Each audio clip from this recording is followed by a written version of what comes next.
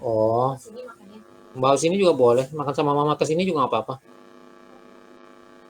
Iya. Iya.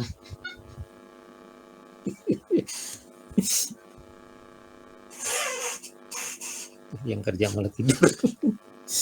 Tapi mulai aja. Bismillahirrahmanirrahim. Assalamualaikum warahmatullahi wabarakatuh. Waalaikumsalam warahmatullahi wabarakatuh. Innal hamdalillah nahmaduhu wa nasta'inuhu wa nastaghfiruhu wa na'udzu billahi min syururi anfusina wa min sayyiati a'malina. May yahdihillahu fala mudilla lahu wa may yudlil fala hadiyalah. Asyhadu an la ilaha illallah wahdahu la syarikalah. Asyhadu anna Muhammadan abduhu wa rasuluhu la nabiyya ba'dah. Allahumma shalli wa sallim ala sayyidina Muhammadin wa ala ali sayyidina Muhammad.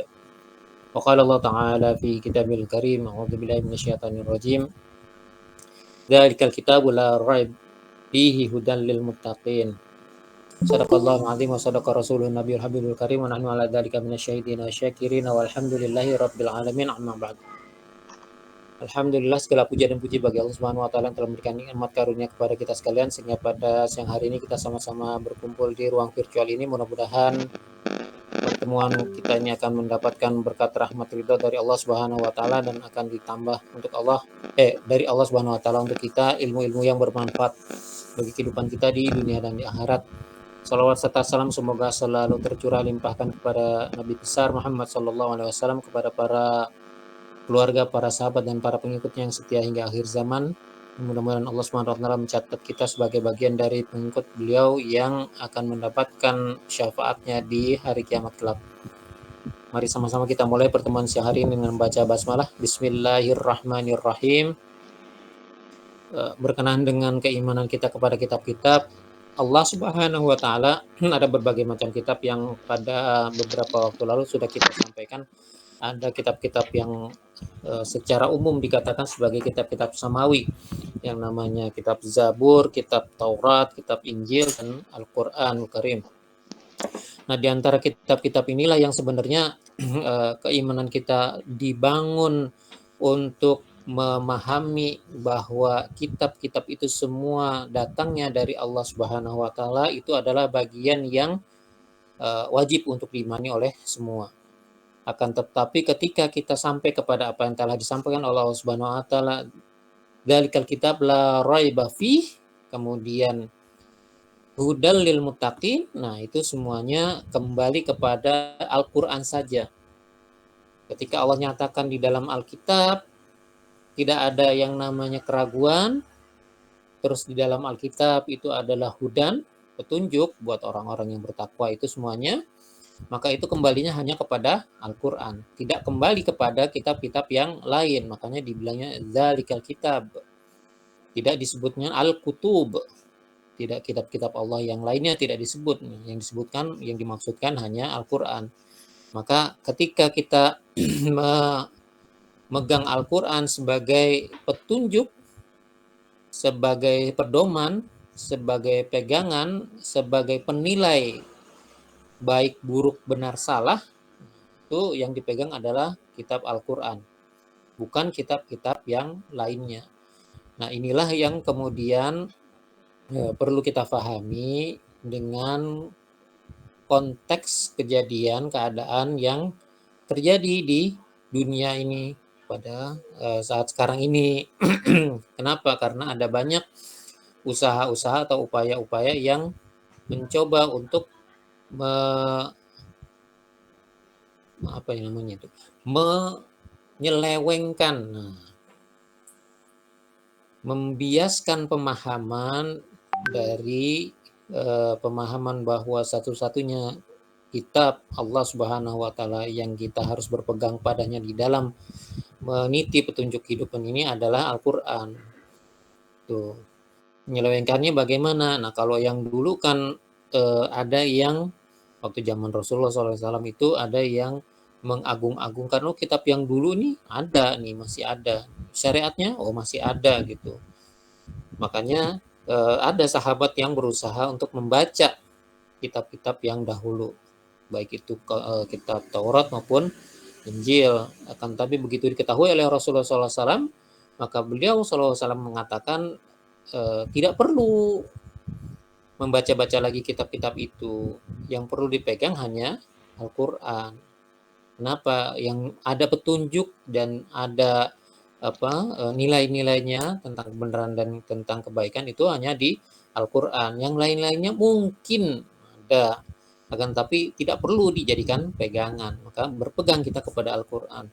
Nah, ada orang-orang yang ingin menarik kita kembali kepada peristiwa lama supaya kita kembali berpegang kepada apa yang dituliskan di dalam Alkitab, Bible itu maupun Taurat maupun Zabur. Nah, itu yang sebenarnya langkah pertama yang sudah kurang populer. Yang lebih populer sekarang itu adalah langkah-langkah ketika orang-orang berusaha menghalangi kita dari memahami Al-Quran secara benar. Kalau dibilang banyakkan orang Islam yang tidak mengerti bahasa Arab, itu betul. Ketika dikatakan orang Islam tuh seharusnya memahami atau mengerti bahasa Arab, itu juga betul. Akan tapi ketika kedua kondisi ini dipertemukan di dalam masalah Al-Quran, jalan keluarnya itu kadang-kadang dibuat secara serampangan gitu kan. Banyak orang yang tidak paham bahasa Arab, tetapi Al-Quran diturunkan dalam bahasa Arab dan kita diperintahkan untuk berpegang kepada Al-Quran. Kalau gitu bahasa Al-Qurannya aja yang dipindah, jangan jadi bahasa Arab. Itu sudah mulai kelihatan kesalahannya. Membaca Al-Quran itu ya, dibilang membaca Al-Quran itu yang berbahasa Arabnya. Bukan yang terjemahannya, bukan yang tafsirnya yang di luar bahasa Arab. Ya, tafsir dalam bahasa Arab itu ada. Kebanyakan memang buku kitab tafsir itu pada zaman-zaman dahulu dikarang di dalam bahasa Arab, ditulis dalam bahasa Arab gitu. Tapi yang namanya tafsir Al-Quran bukan Al-Quran. Itu. Nah, kemudian ada lagi yang lebih halus lagi adalah ketika orang-orang berupaya berpegang pada Al-Quran, memberikan judgement, penilaian kepada Al-Quran, berdasarkan Al-Quran. Orang-orang ini kemudian ketika mereka tidak memahami bahasa Al-Quran, bahasa Arab, ada orang-orang yang sudah lebih dahulu mempelajari bahasa Arab, memiliki pemikiran-pemikiran yang berbeda, yang menyimpang. Nah, ini yang mengikuti apa-apa yang sudah dilakukan oleh orang-orang di luar Islam terhadap kitab-kitab suci mereka. Contohnya adalah orang-orang Nasrani terhadap Bible mereka. Gitu. Mereka memiliki metode yang namanya hermeneutika untuk menjelaskan atau menafsirkan Bible-nya.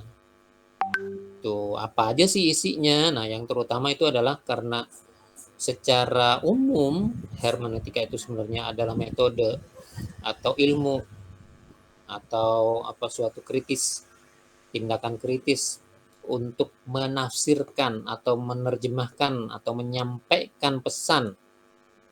Dari zaman dulu udah ada, tapi kemudian oleh orang-orang Nasrani sebagiannya, diantaranya itu yang paling banyak make itu adalah orang-orang yang dari kalangan Kristen Protestan.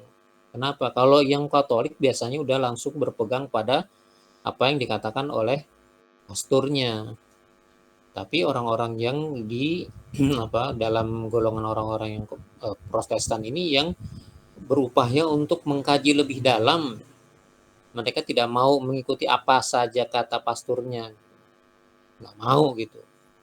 Ini kan yang dulu kalau ngikutin apa kata pastornya ya tergantung, kalau pastornya itu orang yang pinter bisa jadi dia akan menjadi ilmuwan yang baik gitu. Tapi ketika yang memegang kepasturannya itu bukan orang-orang yang memiliki bakat atau latar belakang ilmu pengetahuan sains segala macam, itu mereka akan menutup pintu-pintu ke arah pemikiran yang lebih terbuka. Mereka tutup itu semua. Pokoknya apa yang dibilang Alkitab, apa yang dibilang Bible, penafsirannya adalah sebagaimana penafsiran saya. Di luar penafsiran itu adalah kafir. Tuh. Maka timbul dogma-dogma yang harus ditaati di dalam kredonya orang-orang Katolik seperti itu. Nah, orang-orang Protestan yang ilmuwannya itu yang kemudian mendirikan kelompok ilmuwan rahasia yang namanya Illuminati. Nah, itu asal muasalnya itu dari situ dulu. Nah, kemudian juga ketika banyak orang yang berupaya melepaskan diri dari kungkungan gereja yang semena-mena seperti itu, nah sehubungan juga dengan timbulnya revolusi di berbagai tempat yang berhubungan dengan masalah-masalah industri, itu orang-orang jadi lebih banyak eh, eh, lebih bebas untuk mendapatkan penghidupannya kalau selama ini banyak dikungkung oleh gereja dan kerajaan yang didukung oleh gereja, sehingga itu banyak kan yang menjadi petani segala macam. Itu kan mereka sangat tergantung sama kerajaan dan sama gereja kan.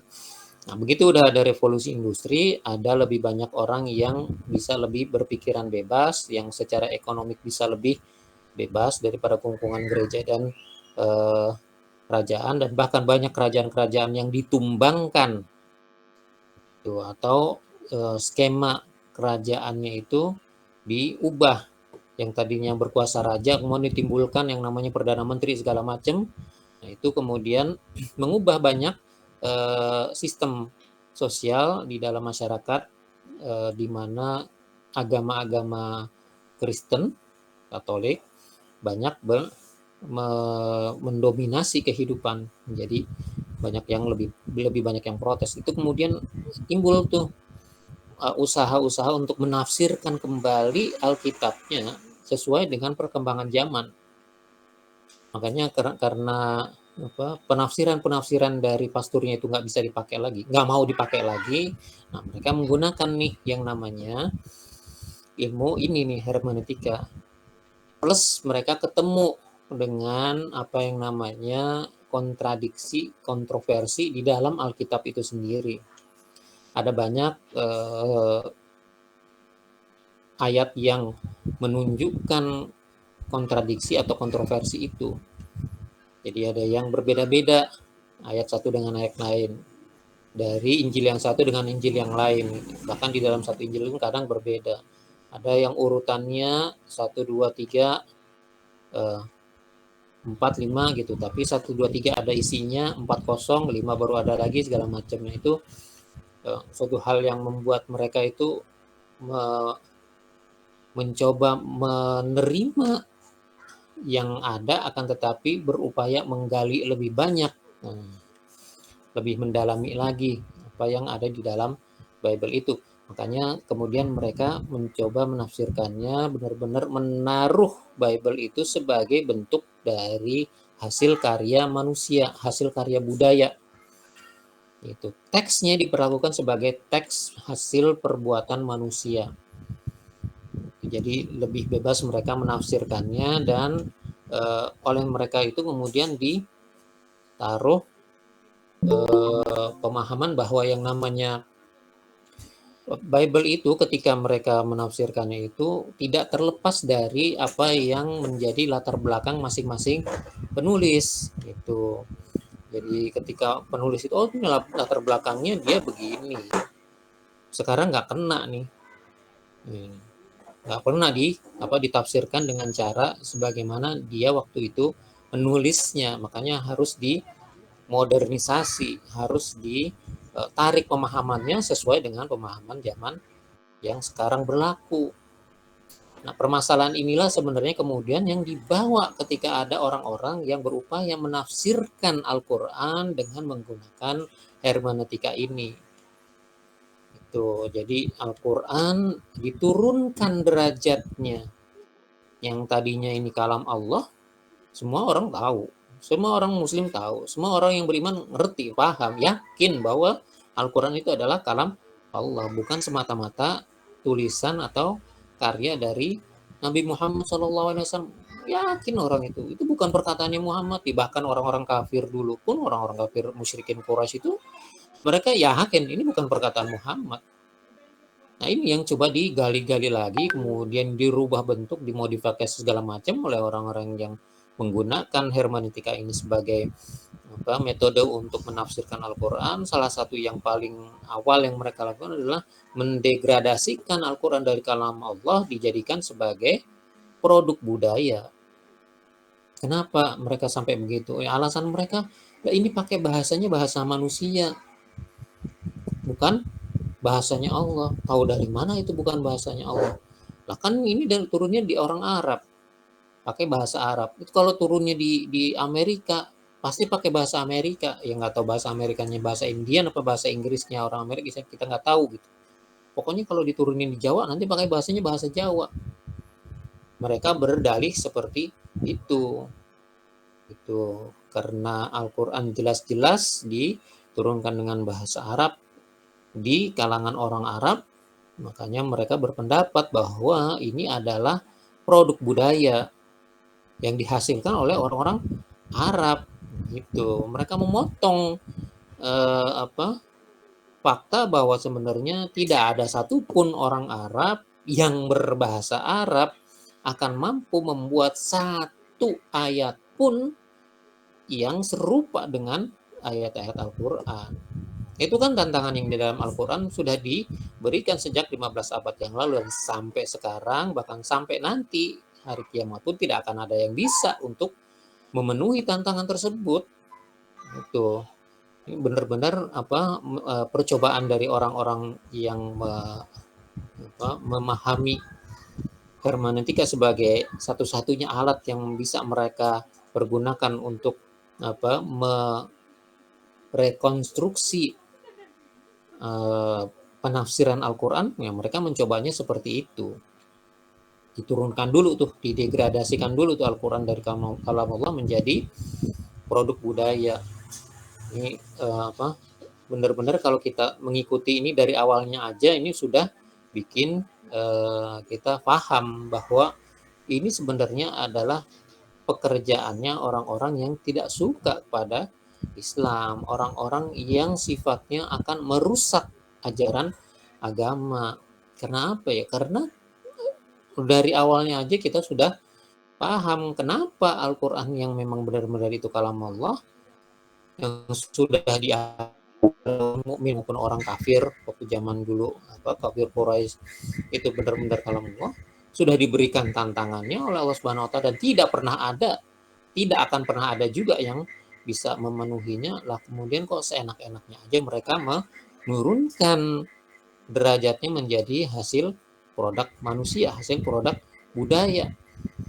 Mereka itu tidak berpikir bahwa ketika Allah Subhanahu wa taala menurunkan Al-Quran dengan berbahasa Arab, itu akan ada banyak hikmahnya gitu. Contohnya kalau kemarin kita sudah bicara tentang bahasa-bahasa yang digunakan untuk menurunkan kitab-kitab suci yang lain, kitab Zabur bahasa Kiptiyahnya, kitab Taurat dengan bahasa Ibraninya, kitab Injil dengan bahasa Suryaninya, itu semuanya adalah bahasa-bahasa yang tidak berkembang. Bahkan ada yang sudah menjelang punah. Bahasa Suryani itu cuma tinggal beberapa suku saja yang menggunakannya di daerah Syam, daerah Syria sana. Bahasa Kiptia, saya juga udah nggak tahu itu masih ada atau enggak. Bahasa Ibrani masih ada yang menggunakan, tetapi apakah bahasa Ibraninya itu masih sesuai dengan bahasa Ibraninya ketika ketika Tauratnya itu diturunkan, kita nggak tahu. Itu adalah suatu problema. Lupa bahasa Arab juga kan macam-macam. Betul, bahasa Arab itu adalah bahasa yang macam-macam, akan tetapi bahasa Arab ketika dikaitkan dengan Al-Quran, bahasanya menjadi berkembang. Al-Qurannya tetap seperti itu, akan tetapi kemudian bahasa Arab itu dengan Al-Quran terjaga. Coba aja bayangkan, yang namanya Al-Quran itu tersebar ke seluruh penjuru dunia. Jadi semua orang Islam itu pasti kenal bahasa Arab. Seenggak-enggaknya yang namanya Allahu Akbar, yang namanya surat Al-Fatihah, mereka itu tahu. Itu kan bahasa-bahasa Arab. Gitu. Jadi ketika orang Islam bertemu dengan orang Arab, udah tahu gitu, udah saling tahu. Dulu kan anekdotnya kan seperti itu. orang dari Indonesia nggak ngerti bahasa Arab, pergi haji, di sana kehilangan arah, mau dari tempat pondokannya mau ke Masjidil Haram, dia nanya gitu, mau nanya gimana caranya, kan orang Arab nggak ngerti bahasa Indonesia, ya itu pakai surat Al-Fatihah, ihdinas siratal mustaqim diganti ihdina Masjidil Haram, gitu. Ihdina Masjidil Haram, ditunjukkan kepada kami Masjidil Haram di mana, gitu. Kan kalau mau jalannya tinggal lurus aja kan katanya udah kan siratal mustaqim gitu, udah tinggal lurus aja sana gitu. Kalau begitu udah jalan-jalan sedikit-sedikit dia nengok, wah ada toko di sebelah nih kayak jual emas, dia mau belok diterakin sama orang Arabnya, wala bolin, jangan belok-belok gitu, udah lurus aja, nggak orang mau ke masjid. Itulah permasalahannya kalau sebenarnya anekdotnya seperti itu, tapi kenyataannya memang bahasa Arab terus berkembang dengan dikaitkan dengan Al-Quran dan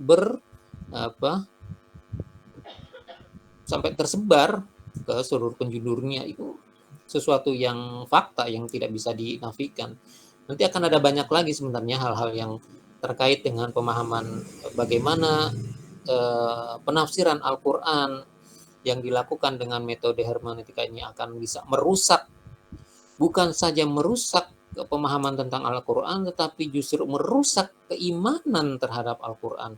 Nah, itu yang luar biasa, yang akan sangat berpengaruh kepada kehidupan kita sebagai seorang Islam. Karena ketika rusak keimanan kita kepada Al-Quran sebagai kitab Allah, itu nanti akan merusak keimanan kita sebagai orang Islam secara keseluruhan.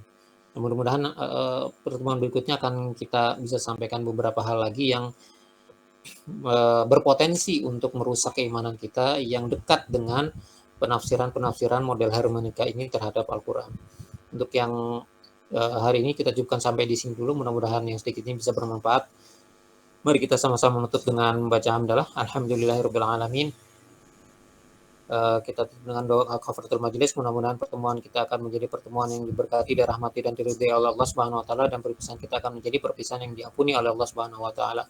Subhanakallahumma bihamdika asyhadu an la ilaha illa anta astaghfiruka wa atubu ilaik. Dan saya cukupkan sampai di sini dulu. Wassalamualaikum warahmatullahi wabarakatuh.